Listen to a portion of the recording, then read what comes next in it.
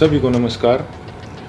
जैसा कि आप सब लोग जानते हैं कि हम पिछले कई महीनों से संघर्ष कर रहे हैं रेसलिंग फेडरेशन ऑफ इंडिया के प्रेसिडेंट बृजभूषण सिंह के खिलाफ, क्योंकि उसने भारतीय महिला पहलवानों का यौन शोषण किया है और भी काफ़ी सारे जो हैं घोटाले फेडरेशन के माध्यम से उसने किए हैं। पिछले कई दिनों से हम देख रहे हैं कि समाज में हमारे खिलाफ एक अलग से नैरेटिव बनाया जा रहा है, कुछ अफवाहें फैलाई जा रही हैं और साथ में मीडिया भी कई तरह की खबरें जो है दिखा रहा है।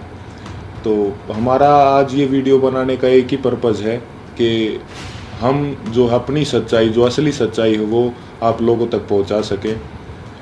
आज हम इस आंदोलन की शुरुआत से लेकर अभी तक पूरी की पूरी सच्चाई आपके सामने डिटेल के साथ रखेंगे। आज जो हमारे ऊपर कई तरह के जो आरोप भी लगे हैं, आज हम उनका भी जवाब जो है प्रूफ के साथ देंगे। सबसे पहला जो आरोप हमारे ऊपर लगा था वो लगा था कि हमारा ये जो आंदोलन है वो राजनीति से प्रेरित है।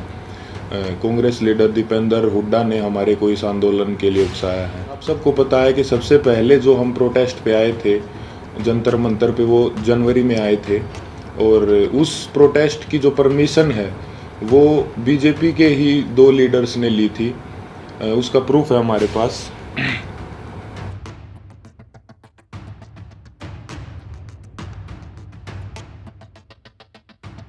प्रोटेस्ट की जो परमिशन जो जंतर मंतर थाने से ली गई थी वो बीजेपी लीडर तीर्थ राणा और बीजेपी लीडर बबीता फोगाट ने जो वो परमिशन ली थी, जिसका प्रूफ भी अभी हमने आपको दिखाया। तो ये कैसे हो सकता है कि ये आंदोलन जो है वो कांग्रेस ने करवाया? गारंटी के साथ बोल सकते हैं कि 90% जो कुश्ती से जुड़े लोग हैं, चाहे वो पहलवान हो या कुश्ती से जुड़े हमारे कोचेज़ हों, उन सबको जो है ये पता था कि 10-12 साल से जो है इस तरह की छेड़छाड़ जो है महिलाओं के साथ जो है हो रही है, या उन किसी और कुछ लोगों ने देखा भी था, जिसका प्रूफ मीडिया में कुछ कोचेज़ ने दिया है। कई लोग जो है इसके खिलाफ आवाज़ उठाना भी चाहते थे, लेकिन हमारी जो रेसलिंग कम्युनिटी है उसमें एकता की कमी थी। अगर किसी ने जो सिंगल अगर ये आवाज़ उठाने का फैसला भी किया तो वो बात जो है रेसलिंग जो है फेडरेशन के प्रेसिडेंट तक पहुंच जाती थी और उस आदमी के कैरियर में दिक्कत आना स्टार्ट हो जाती थी। लगातार और बार बार हमने सभी को बताया है कि जो हमारी लड़ाई वो सरकार के खिलाफ नहीं है, हमारी लड़ाई जो है रेसलिंग फेडरेशन के प्रेसिडेंट के खिलाफ है, क्योंकि जो भी शोषण उसने किया है, जो भी रेसलिंग के लिए गलत किया है, वो उसने फेडरेशन के पद पर बने रहते हुए किया है। और हमारी लड़ाई सरकार से वैसे भी नहीं हो सकती, क्योंकि जो मैंने अभी आपको पीछे बताया कि जो है बृजभूषण भी जो है वो रूलिंग पार्टी से ही सांसद है और जो जिन्होंने प्रोटेस्ट की परमिशन ली वो भी जो है बीजेपी के ही लीडर हैं। तो इससे तो ये साफ होता है कि भाई हमारी लड़ाई सरकार के साथ नहीं थी। और हमारे ऊपर दूसरा आरोप ये भी था कि हम इतने टाइम तक चुप क्यों थे। तो इसके कई कारण हैं। सबसे पहले तो एकता की बहुत कमी थी, एक साथ कभी हम हो ही नहीं पाए। और इसका दूसरा कारण तो आप समझ ही सकते हैं कि माइनर जो लड़की जिसने 161 के बयान दिए, फिर 164 के, उसके कई दिन बाद जो है उसने अपने बयान बदले, क्योंकि उसके परिवार को डराया गया, धमकाया गया। तो सिंगल आवाज़ उठा भी कैसे सकते थे। कुश्ती में आने वाले सभी खिलाड़ी बहुत ही गरीब परिवार से होते हैं, उनमें हिम्मत नहीं होती वो इतनी बड़ी व्यवस्था और इतने पावरफुल आदमी के खिलाफ आवाज़ उठा सके। और वो सब आप लोगों ने महसूस भी कर लिया होगा कि इंडिया के टॉप रेसलर्स ने मिलकर आवाज़ उठाई और उसके बावजूद भी उन्हें किन किन हालातों से गुजरना पड़ा। 28 तारीख को महिला पहलवानों के साथ जो व्यवहार हुआ वो पूरे देश ने देखा है। कैसे उनको ज़बरदस्ती घसीटा गया और कैसे जो उनको ज़बरदस्ती अरेस्ट किया गया, जबकि हमने कोई भी जो है कानून नहीं तोड़ा था, ना ही किसी संविधान का उल्लंघन किया था। फिर भी हमारे ऊपर जो है इतना ज़ोर ज़बरदस्ती का और इतना बर्बर व्यवहार जो है किया गया पुलिस प्रशासन द्वारा। हम आप सबको ये क्लियर कर देना चाहते हैं कि जो 28 मई की जो महिला सम्मान महापंचायत की जो कॉल थी वो हमने नहीं दी थी, वो हमारे खाप चौधरियों ने दी थी महम में पंचायत के बाद। हमारे को तो कुछ समय के बाद जो है इस फैसले के कुछ समय बाद हमारे को ये पता चला कि 28 तारीख को जो है नए संसद भवन का उद्घाटन भी है। फिर भी जो है हमने हमारे बड़े बुजुर्गों के आदेश का जो है पालन किया, जिसके परिणाम स्वरूप जो है हमारे को इस तरीके से बर्बरतापूर्वक घसीटा गया रोड पे, और जो है हमारे को प्रोटेस्ट साइट से भी जो है ज़बरदस्ती हटा दिया गया। 28 तारीख को जो घटना हमारे साथ हुई उसने हमें अंदर से तोड़ दिया था। हमने देश के लिए इतने पदक जीते, देश का इतना मान सम्मान बढ़ाया, फिर भी हमारे मान सम्मान को जो है वो सड़कों पर रौंद दिया गया।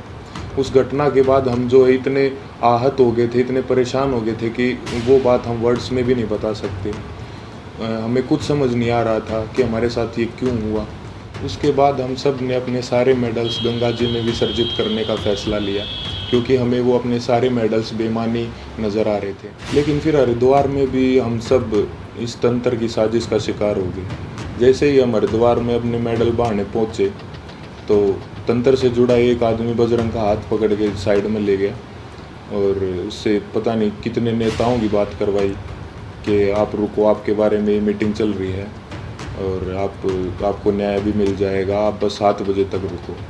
और कैसे भी करके जो है 7 बजे तक बजरंग को जो है रोक के रखा, और एग्जैक्ट 7 बजे तंत्र से जुड़े और भी इसी तंत्र से जुड़े लोग पता नहीं कितनी संख्या में वहाँ पर पहुँच जाते हैं। और वहाँ पे जो है व्यवस्था इस तरह की बन जाती है कि अगर उसके बाद हम मेडल बांटे जाते तो वहाँ पे हिंसा भी हो जाती। तो वहाँ भी हमने फिर समझदारी जो है दिखाई और जो है रुकने का निर्णय लिया कि अभी हम रुक जाते हैं।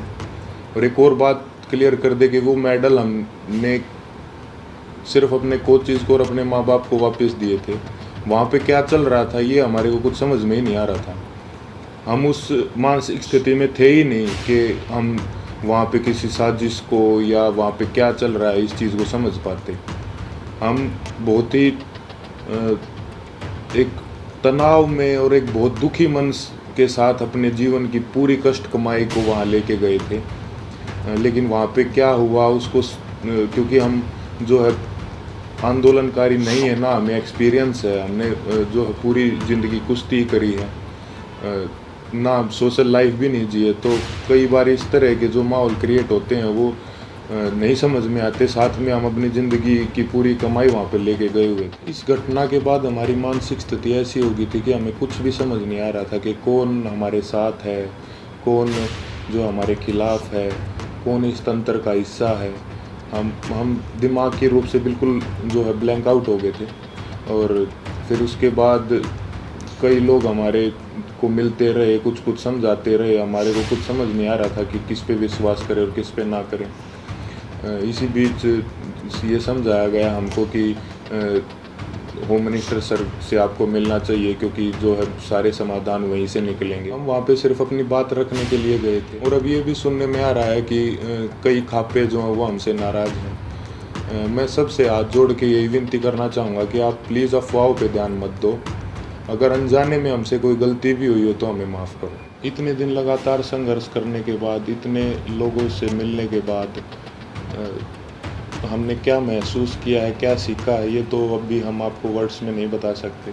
लेकिन हमने कई ऐसे इंसान भी देखे हैं हमारे साथ, और कई ऐसे संगठन देखे हैं जो निस्वार्थ भाव से जिन्होंने हमारा समर्थन किया है। हम उनका दिल से धन्यवाद करना चाहेंगे। संयुक्त किसान मोर्चा ने जो है पूरे जी जान से धरातल पे भी जो है हमारा जो समर्थन किया है। भाई चंद्रशेखर रावण का भी मैं दिल से धन्यवाद करना चाहूँगा, क्योंकि ये तंत्र जात पात में हमको बांटना चाहता था, लेकिन उस भाई ने हमारी दिल से सपोर्ट की है।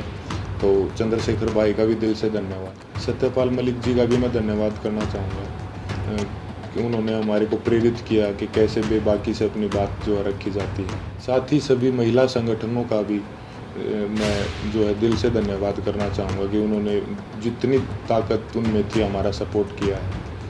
साथ ही छात्रों का भी, हर एक उस इंसान का जो निस्वार्थ भाव से हमारे पास हमारे समर्थन के लिए आए हैं, उनका हम दिल से धन्यवाद करना चाहेंगे। और हम चाहेंगे कि आगे भी मुसीबत के समय में आप हमारा ऐसे ही साथ दें। इसके लिए मैं धन्यवाद करना चाहूँगा बीजेपी लीडर जो हैं बबीता जी और तीर्थ राणा जी का, कि उन्होंने जो है पहलवानों को एकजुट करने का काम किया। साथ ही उन्होंने इस आवाज़ को उठाने के लिए उन्हें मोटिवेट भी किया। उसके बाद इन्होंने ही सरकार के साथ जो है मीडिएटर बन के जो पहलवानों को एक कमेटी का नाम दे के जो है आश्वासन दिलवाया सरकार से, यही उसके बीच में जो है मीडिएटर थे। हालांकि वो बस एक आश्वासन ही निकला, क्योंकि उसके बाद जो है उस कमेटी का कोई रिज़ल्ट नहीं निकला और रेसलिंग फेडरेशन ने अपना काम वापस से वैसे ही सुचारू रूप से जारी रखा, जिसकी वजह से फिर हमें 3 महीने के बाद वेट करके जब हमें न्याय नहीं मिला तो हमें दोबारा जो है वो जंतर मंतर पर आना पड़ा। हम अपने माध्यम से सभी देशवासियों को ये संदेश भी देना चाहते हैं कि कभी भी किसी के साथ भी अगर कोई अन्याय होता है तो हमें जो है हमेशा ही एकजुट होने की जो ज़रूरत रहती है और होना चाहिए हमें एकजुट, क्योंकि हमने इतने इस दौर में यही महसूस किया कि कहीं ना कहीं तंत्र हमारी एकता की कमी है, जो हम बटे हुए हैं उसका ही ये फ़ायदा उठाता है। किसी के साथ भी अन्याय हो तो आप प्लीज़ एक साथ आइए। अन्याय के खिलाफ निस्वार्थ और सच्चे मन से अगर हम कभी भी एकजुट होकर अन्याय के खिलाफ आवाज़ उठाते हैं तो आत्मा को बहुत संतुष्टि मिलती है। धन्यवाद।